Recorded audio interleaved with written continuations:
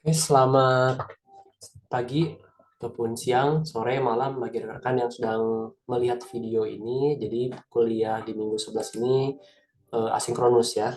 Seperti yang sudah saya sampaikan di pertemuan ke-11 ya. Ini pertemuan kedua 11. Nah, ini pustaka pertama yang kita pelajari yaitu Numerical Python atau NumPy ya. NumPy atau NumPy. Ini ada websitenya ya. Dan juga ini library yang membantu engineer ya, kita anak teknik, data scientist, programmer dan seterusnya untuk melakukan proses perhitungan yang besar dalam bentuk matriks atau array. Nah, ini logonya. Nah, untuk mengakses atau menggunakan NumPy, kita harus import pustakanya menggunakan import NumPy as NP yang di sini. Nah, kalau sudah menggunakan Anaconda, sudah terinstall otomatis, ataupun yang menggunakan Google Colab juga sudah terinstall NumPy. Nah, bagi yang plain, ya kayak saya misalkan yang kosongan hanya Python aja, maka saya harus manual menginstal NumPy menggunakan pip misalkan ya, atau menggunakan Conda. Oke, lanjut, kalau di sini sudah, nah berikutnya array satu dimensi. Nah, ini bisa kita mulai ya, array satu dimensi seperti ini. Jadi kita bikin X sama dengan NP. Nah, kenapa NP? Karena sebelumnya kita buat alias atau buat panggilan itu NP.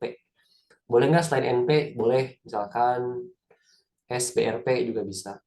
Nah, nanti berarti di sininya brp.array. Gitu ya. Nah, secara internasional kita sebut dia NP ya. Jadi kita ikuti aja np.array. Nah, dalam kurung ini merupakan fungsi array. Ini merupakan kelas ya, miliknya NumPy. Nah, ini adalah nilainya menggunakan tipe data list ya. Ciri khasnya masih ingat ya? Kurung kotak. Nah, kalau di print seperti ini. Nah, tipe ini juga berbeda dengan tipe data yang telah kita pelajari, meskipun sama-sama dia memiliki banyak nilai dalam satu variabel, tapi dia bukan merupakan list, bukan tuple, juga bukan dictionary. Dia merupakan, kalau kita lihat kelas ya, kelasnya adalah numpy.ndarray. N-nya itu adalah n ya, n itu bisa bisa berapa aja, d-nya itu adalah dimension. Jadi n dimension.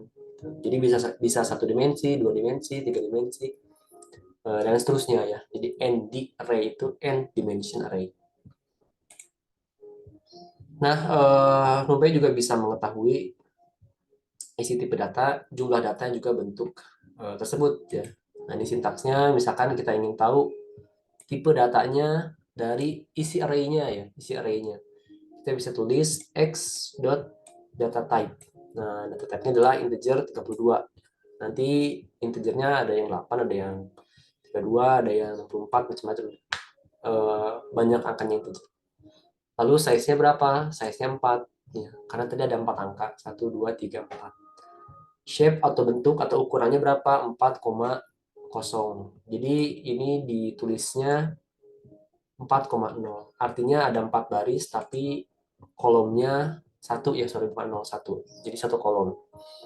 4 baris. Jadi seolah-olah kolomnya nggak ada. Meskipun sebetulnya kolomnya bisa dibilang satu ya.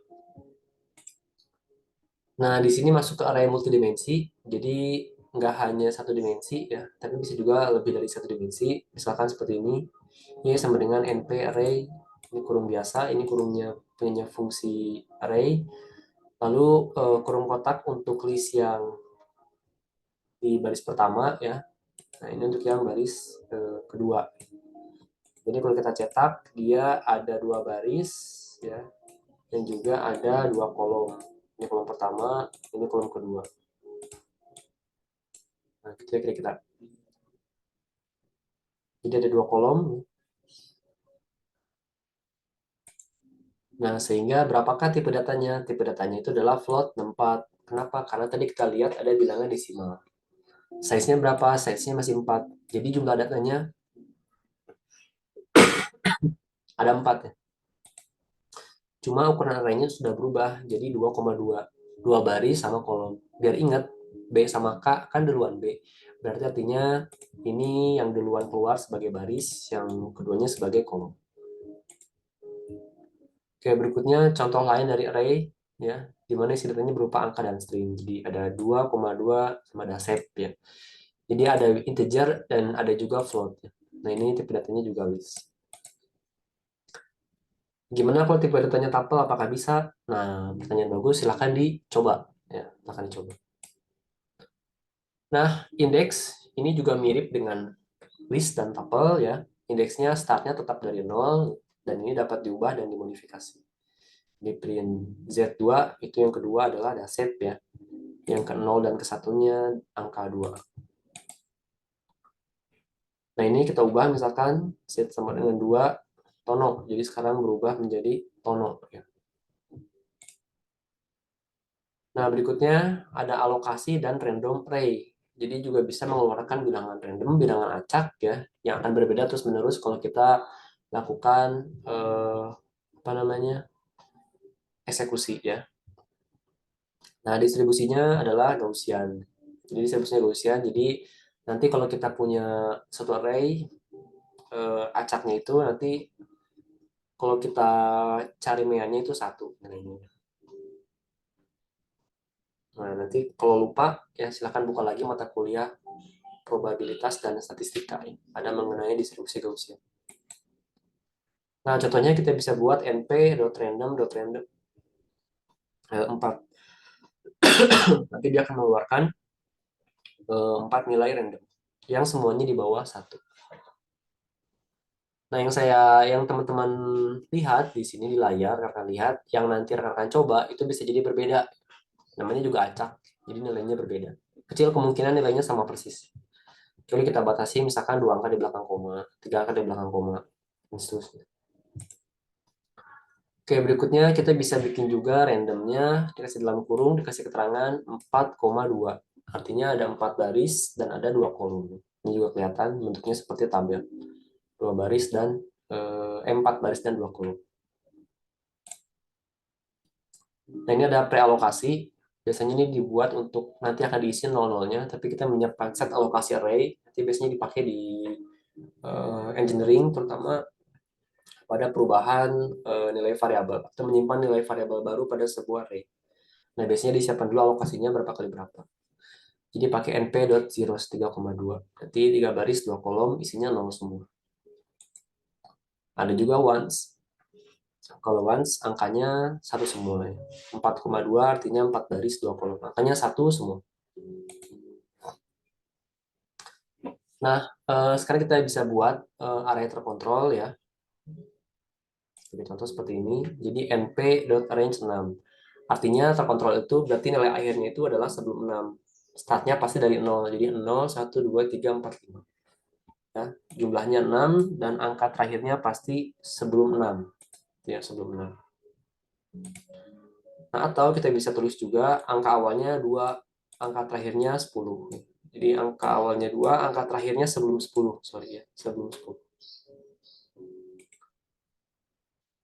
Nah, contohnya kita juga bisa mengontrol angka awalnya, angka akhir, dan juga selisih antar angka-angka tersebut, ya.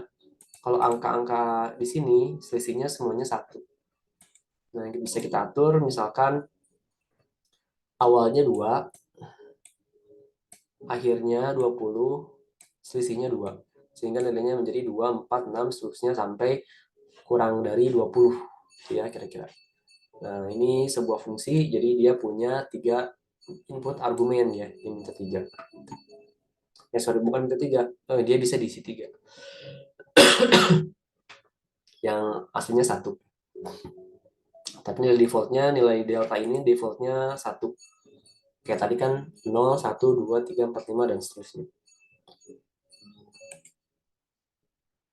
Nah, ini bisa juga menggunakan deltanya minus, ya. Jadi nilai awalnya itu 20. Jadi awal itu nggak selalu kecil, bisa juga besar, nanti menurun. Di 20, 18, dan seterusnya sampai 4. Oke, itu untuk pengenalan, ya, mengenai NumPy. Jadi tentu nggak akan banyak sekali, karena sebetulnya eh, cukup banyak, ya. NumPy-nya mungkin ada bisa jadi ratusan script, ya. Nah, yang kedua, rekan-rekan, ini ada Matplotlib ya. Jadi ini juga pustaka yang tujuannya itu untuk bisa menggambar ada kurva pizza ya atau pie chart, kue dan juga batang. Apakah cuma tiga ini? Enggak, banyak. Nah, ada juga kurva yang seperti ini ya. Kurvanya kayak buat radar ya, pemancar. Bisa juga kurva tiga dimensi atau kurva interaktif juga bisa ya, interaktif kurva. Nah, kita akan menggunakan pplot ya. Jadi matplotlib.pplot. Nah, berarti selain pplot banyak ya. Nanti tinggal tulis matplotlib titik terus di keyboard klik tab. Nanti akan muncul autonya ya. Nah, misalkan kita mau bikin garis eksponensial y sama dengan x kuadrat. Ini fungsinya. Ini kita buat misalkan x sama dengan np range 2 sampai 20. Nah, y-nya sama dengan x kuadratnya. Lalu kita plot, tinggal tulis PLT. PLT ini aliasnya atau panggilannya matplotlib.pplot.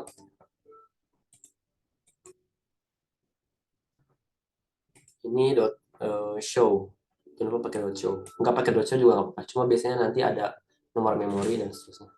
Jadi lebih baik pakai plt.show. Ini x untuk sumbu x, ini untuk sumbu y. Nah, kelengkapan pada label juga bisa kita lengkapi ya. Sebagai contoh, di sini kita lengkapi plt.grid. Nah, nanti di sini akan ada kotak-kotak yang membantu kita melihat lebih mudah ya untuk plotting, untuk memberi titik misalkan. Lalu kita beri dia x label var x. Ini var x di sini ya. Nah, ini adalah label dari x label. Ini y label. Oke, jadi kita bisa berikan label. Nah, kita juga bisa bikin kurva multi garis, multi line, jadi line-nya banyak, nggak hanya satu garis seperti yang tadi ya. Misalkan contohnya ini range 2 sampai 20 naiknya 2. Ini T-nya 10, T2-nya 5 ya. Ini misalkan kita buat rumus ya kecepatan jarak dibagi waktu ya, sebagai contoh. Nah, jadi yang pertama itu jaraknya sama tapi kecepatannya berbeda. Ini kecepatan pertama, ini kecepatan kedua. Nah, jadi ada legenda ya. Legenda ini nanti akan mengeluarkan kecepatan satu dan kecepatan dua. Sehingga kita tahu, oh yang warna orange ini punyanya kecepatan dua. Yang biru ini punyanya kecepatan satu. Tapi kalau nggak kita kasih legend, kita pusing. Ini yang biru siapa, yang orange siapa ya. Jadi kita berikan identitas berupa label. Oke. Ini diberi grid ya, supaya ada kotak-kotak. Lalu diberi X label, Y label, dan show. Oke, seperti itu kira-kira. Silahkan dicoba ya nanti. Oke, berikutnya pie chart. Nah, ini juga bisa membuat ilustrasi ya, atau representasi data menggunakan pie chart. Nah, sebagai contoh, misalkan ada nama ya, kita isi dulu X, Y, Z.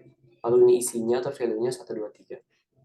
Kita tinggal tulis plt.py, oh tadi .plot ya, .py, lalu isinya labelsnya sama dengan nama. Jadi paling nggak kita menginputkan dua masukan di argumen ya, ada isi dan ada label.